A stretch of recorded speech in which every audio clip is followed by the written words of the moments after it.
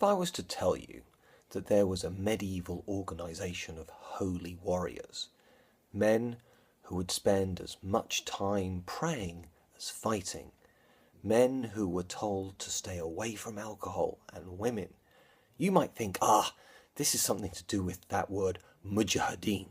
This is some kind of Islamic warrior, a Ghazi. I've heard of them.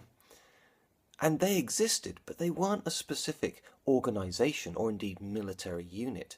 It was actually the Christians with the military orders that created these interesting warrior monks. It was the Crusades that started this trend back in the very late 11th century. And there were three main orders: the Hospitallers, the Templars, and the Teutonic Knights. And while they may have been the three biggest groups, there are actually dozens more around Europe. The first to be created were the Hospitallers, and as their name suggested, they started running hospitals, but they became militarized in the early 12th century, and indeed throughout the crusading era of the 200 years from roughly 1099 to 1291, they were at the forefront. They were in pretty much all the battles, and indeed, over time, given land and castles to run. They were the owners of Cracta Chevalier, possibly the greatest medieval castle ever created. But of course, the Crusades in the Middle East ended, and that meant they needed to find something else to do. And for centuries, they became pirates on islands like Rhodes and most famously Malta. Indeed, they repelled the Ottoman Empire at Malta in the year 1565, nearly 500 years after they were founded.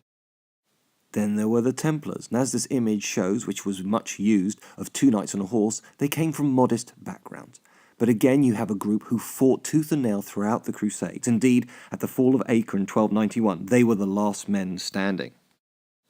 However, unlike the Hospitallers, the Templars did not find a new place to fight, and in 1307 the French king sent his men in on October the 13th, and that's a Friday, people, to capture and kidnap the key personnel of the Templars. What followed was a 7-year legal battle, and they were charged with heresy, and the key men were burnt at the stake as heretics in 1314. The Teutonic Knights, by contrast, were the last to actually be formed, and because of that they already had a minor role in the Middle East. So actually these were the men who fought in Northern Europe against pagans, and indeed at certain points the Mongols. After the Crusades in the Middle East, they fought century after century in northern areas like Estonia and Novgorod, kind of modern-day Ukraine and Russia. Famously, they fought and lost against Alexander Nevsky on a frozen lake because the ice cracked and their heavy armoured horses fell in. Then in the 15th century, they lost another key battle, the Battle of Tannenberg, which so irked the Germans that when it came to World War I and there was a victory in that area, they called it the Second Battle of Tannenberg. Like the Hospitallers, their legacy lasted for centuries. The red areas here were directly under their control. The Templars, of course, because of the heresy and the burning, led to all kinds of conspiracy theories. They're even in the Da Vinci Code.